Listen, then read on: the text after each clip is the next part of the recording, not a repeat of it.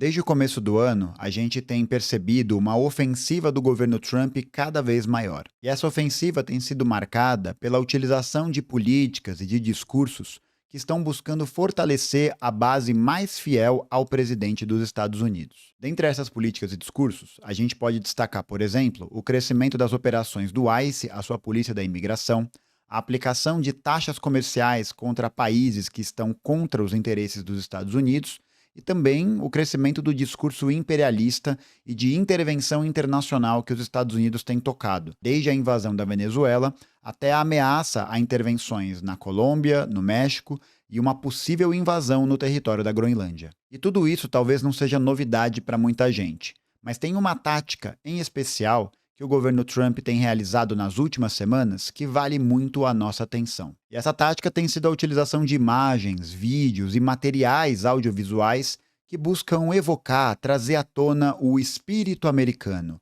Essa ideia de que o governo Trump estaria com a responsabilidade de trazer de volta esse sentimento de patriotismo e devolver a América para os americanos. E por mais que num primeiro momento a gente olhe para essas postagens e veja que elas são só postagens ou imagens ou vídeos aí jogados na internet, elas carregam um significado simbólico muito mais profundo e muito mais perigoso do que a aparência delas revela. Isso porque esses símbolos são muitas vezes utilizados para atiçar e inflamar não só as bases que são apoiadoras do Trump, mas também as bases mais radicais, de setores ligados ao governo Trump, que flertam abertamente com ideologias de supremacismo branco e até mesmo de neonazismo. E é justamente a partir dessas postagens que o governo está cada vez mais demarcando o seu território e se comprometendo dia após dia com o regime que eles querem implementar nos Estados Unidos, que é um regime fascista. Mas para que a gente entenda melhor, a gente precisa responder algumas perguntas, como o que é um apito de cachorro, por que o governo Trump está utilizando desses apitos de cachorro e quais foram as consequências da utilização desses símbolos, tanto para a política externa quanto para a política interna dos Estados Unidos. Então, para começar, vamos entender o que é um apito de cachorro.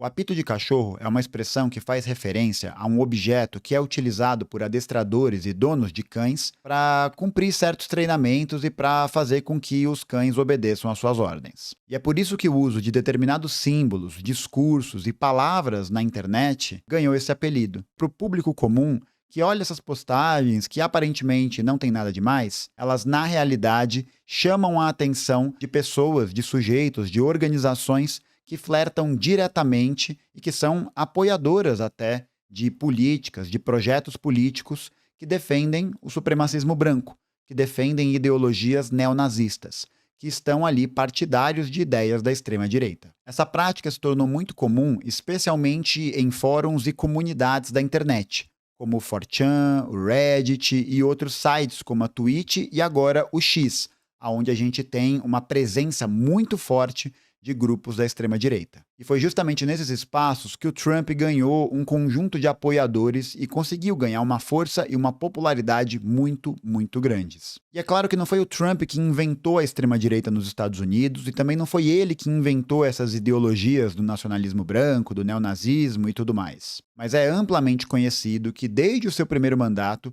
ele vem se utilizando, se apoiando nesses símbolos para poder aumentar sua popularidade e também agitar cada vez mais esse circuito de apoiadores. E aqui vale destacar que o governo Trump e outros governos de direita e de extrema-direita se especializaram no uso de mecanismos e de ferramentas da internet para poder ampliar a sua mensagem e chegar em cada vez mais lugares, fazendo com que essas ideologias, com que essas ideias e essas noções pudessem se espalhar pelo mundo todo. E um dos grandes responsáveis por isso, um homem que ajudou a articular essa política e articular essa tática de comunicação, é um homem chamado Steve Bannon, uma figura central na organização da direita e da extrema-direita dos Estados Unidos e do mundo. O Steve Bannon ficou conhecido como o grande guru digital do Donald Trump, e ele tem um relacionamento direto com ideologias da extrema-direita dos Estados Unidos, não só de ideologias conservadoras, mas de ideologias reacionárias. Ideologias que defendem um retorno para a condição dos Estados Unidos antes da sociedade que existe hoje, alegando que antigamente os Estados Unidos eram muito melhores, quando você não tinha nada de movimentos de mulheres, negros, trabalhadores, LGBTs, e tudo isso que o discurso reacionário utiliza como justificativa para poder ampliar suas políticas. Além disso, o Bannon é um cara que tem envolvimento direto na participação da cultura de massa dos Estados Unidos. Então ele já foi produtor de filme, já teve um site onde ele defendia essas ideias e também já trabalhou em diversas empresas como prestador de serviço, como um consultor, para que essas mensagens pudessem chegar a mais lugares. E uma dessas empresas que revela o tamanho da importância do Steve Bannon nessa estratégia é uma empresa britânica chamada Cambridge Analytica. Uma empresa que ficou muito famosa devido a alguns escândalos envolvendo o Facebook alguns anos atrás. E esse caso ficou conhecido porque essa empresa comprou dados de usuários do Facebook sem o consentimento desses usuários e utilizou essas informações para que grupos ligados a Donald Trump e aos republicanos disparassem notícias falsas em massa e assim pudessem garantir a vitória eleitoral nas eleições presidenciais dos Estados Unidos de 2016. Que foi justamente o que aconteceu. Essa não foi a primeira vez que esse tipo de estratégia foi utilizada, mas foi com o Steve Bannon que esse mecanismo se tornou muito mais profissional e também fez com que esses setores da extrema-direita aprendessem a navegar pela internet e a utilizar desses espaços com muita eficiência para atrair cada vez mais apoiadores e assim espalhar sua mensagem. E conforme essas mensagens começaram a se espalhar cada vez mais, isso também gerou um efeito retroativo, gerou ali um efeito bola de neve. Porque, ao mesmo tempo que eles aumentavam a expansão desses conteúdos, os grupos que postavam esses conteúdos e que tinham simpatias a essas ideologias se sentiam cada vez mais encorajados e cada vez mais mobilizados para aparecer nos Estados Unidos e para ganhar força política, apoiando tanto Donald Trump como outras figuras, como D. Vance, o vice-presidente dos Estados Unidos, Marco Rubio, Mike Pompeo e outras figuras centrais hoje na organização da direita e da extrema-direita dos Estados Unidos. Então, conteúdos como uma pintura dos pais fundadores, com um escrito dizendo "o americanismo vai prevalecer", a imagem de um jovem sendo conduzido pelo espírito americano olhando para o horizonte, uma família americana branca fazendo referência à bandeira e tendo como pano de fundo os eventos da colonização, a foto do Mel Gibson no filme O Patriota segurando a bandeira das 13 colônias com o escrito "Hold the Line", como se fosse uma mensagem de resistência, e que principalmente valorizam essa noção da identidade do americano puro sangue. Esse americano branco, em que a gente falou sobre essa construção de identidade lá no vídeo que eu postei na semana passada, que eu tô deixando aqui para você poder dar uma olhada. Além disso, também tem aparecido em várias mídias diferentes mensagens do governo incentivando as pessoas a se juntarem à ICE, a polícia da imigração do Trump, com mensagens motivacionais e de incentivo como: ajude a escrever o novo capítulo da América, aplique hoje para se tornar um juiz de deportação, com a imagem da justiça carregando uma espada em uma posição altiva, fazendo quase que uma menção a essa liderança que esses setores têm na construção e na continuidade dos ideais americanos. Só que o que acontece é que a utilização desses símbolos e dessas mensagens serve principalmente para poder criar esse encorajamento e criar essa agitação naqueles militantes e naquelas pessoas que são ligadas a ideologias do nacionalismo branco e ideologias neonazistas. Então não é só o tiozinho que tem uma bandeira dos Estados Unidos na frente de casa que vai ser impactado por ela, porque o objetivo do Trump é cerrar cada vez mais as suas fileiras junto com esses apoiadores mais fiéis, já que a questão interna dos Estados Unidos passa por uma crise sem precedentes nas últimas décadas, algo que eu também analisei, os motivos também foram analisados no vídeo que eu digo que o Trump quer esconder esses problemas da visão dos americanos. É justamente por isso que ele utiliza esses símbolos, que ele utiliza desses discursos, utiliza dessas políticas para chamar a atenção das pessoas e assim desviar o foco daquilo que realmente importa. Então, com a ampliação desses símbolos, dessas políticas e desses discursos, o objetivo do governo Trump é claro, é radicalizar cada vez mais as suas bases. E essa radicalização tem um preço muito caro. Isso porque, nos Estados Unidos, a gente tem um problema crônico da realização, da ocorrência de tiroteios em massa.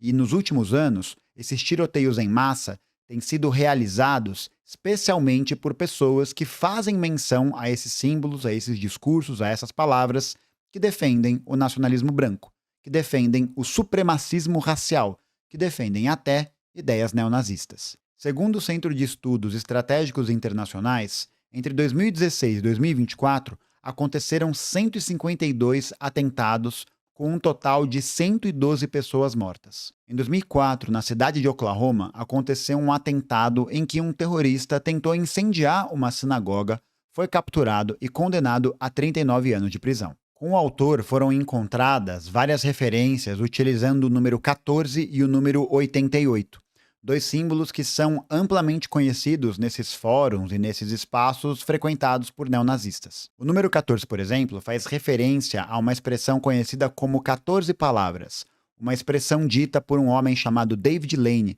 que foi um importante neonazista americano que fundou uma organização chamada A Ordem, e essa frase é a seguinte: "We must secure the existence of our people and the future for white children."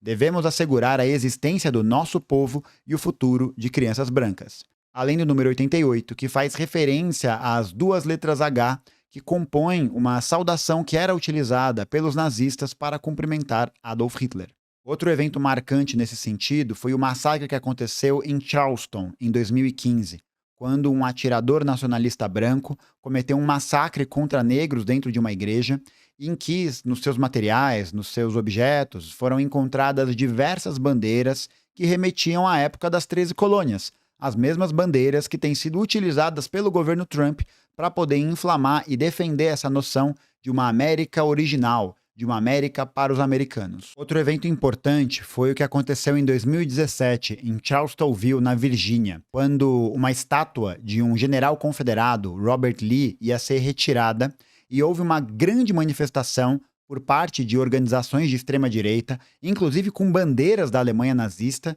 que estavam protestando contra a retirada desse general confederado. E na época, o governo era do próprio Donald Trump. E nas declarações que ele fez a respeito dessas movimentações, ele disse algo como: "Nós precisamos apaziguar os ódios, ódios de todos os lados", como se ele estivesse tentando passar um pano para aquela situação. Então, o que fica claro aqui é que a utilização dessas imagens pelo governo Trump não é um dado acidental, não é um meme, não é algo que é uma postagem pura e simples, mas está servindo para poder mobilizar suas bases mais ideologicamente próximas e também garantir que essa tropa de choque possa defender esse ideal do espírito americano, um ideal muito conectado com a construção de um Estados Unidos da América próximo daquela ideia que a gente falou no vídeo da identidade dos Estados Unidos, uma identidade ligada à sigla WASP, White Anglo-Saxon Protestant, branco,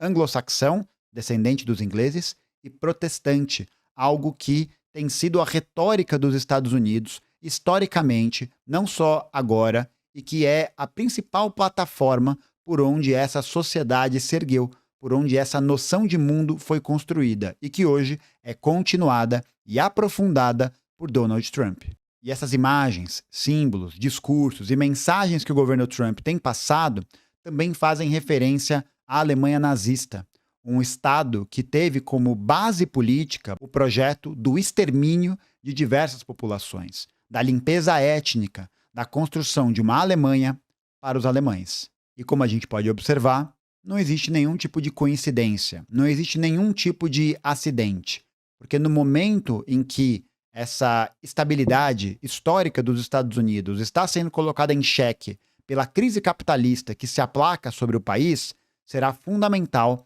para esses setores da classe dominante investirem e garantirem que essa tropa de choque, que esses apoiadores mais radicais e mais inflamados possam ser também os seus cães de guarda. Mas esse é o resumo da ópera. Eu recomendo muito que você dê uma olhada nos artigos que eu deixei aqui como recomendação de leitura e também acho que é importante a gente fazer um vídeo comentando mais a respeito da formação ideológica do supremacismo branco, do nacionalismo branco, dessa extrema-direita nos Estados Unidos e perceber como ela não é uma criação ou uma invenção do Trump, mas ela é a base por onde essa sociedade foi construída e foi imaginada. Então, se você quiser ver um vídeo tratando sobre esse tema, comenta aqui embaixo. Além, é claro, de comentar o que você achou desse conteúdo. E não esquece também de curtir esse vídeo e de compartilhar ele com alguém que você conhece, caso ele tenha sido útil para você entender toda essa história e todo esse contexto. A gente se vê numa próxima. Grande abraço e até mais.